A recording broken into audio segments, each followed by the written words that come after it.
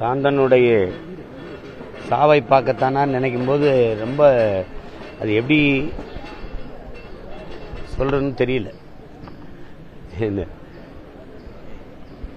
பல முறை போராடினோம். நீங்க எங்க பிள்ளைகளை ஒரு பொது சிறையிலிருந்து திருப்பி ஒரு கொடுஞ்சிறையில் அடைக்கிற விடுதலைக்காக நாங்கள் இவ்வளவு காலம் போராடல. அந்த சிறையிலேயாவது அவங்களுக்கு ஒரு குறைஞ்சபட்ச ஒரு உரிமையாவது இருந்தது. எப்படின்னா நடந்து கொள்ளலாம், ஒரு செய்தித்தாள் படிச்சுக்கலாம், அங்கே ஒரு கடை இருக்கும், வேண்டிய பொருளை வாங்கிக்கலாம், அப்படின்னாது இருந்தது. இது சிறப்பு முகாம்னு வார்த்தையில் இருந்தால் அது சிறப்பு முகாம் ஆயிருமா என்ன? அது ஒரு சித்திரவதை வதை முகாம். அது சிறப்பு முகாம் என்கிற பெயரில்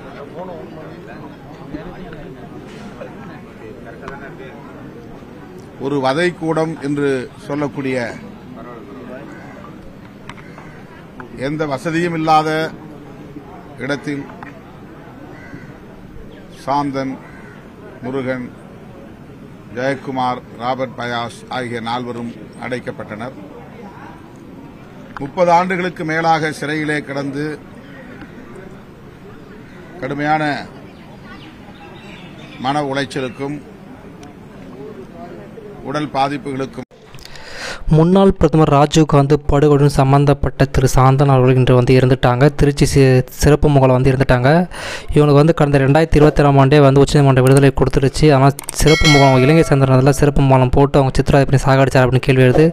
தமிழுக்காக போராட்டம்னு சொல்லிட்டு திமுக அரசு ஒரு இலங்கை சேர்ந்தர் அப்படின்ற ஒரு காரணத்துக்காகவும் தமிழுக்கு துரோகத்துக்காகவும் இவரை சித்திரவதை சொல்லி கொலை செய்தா அப்படின்னு கேள்வி எழுது. மறக்காம கீழே பற்றி கமெண்ட் பண்ணுங்கள், லைக் பண்ணுங்கள். நன்றி, வணக்கம்.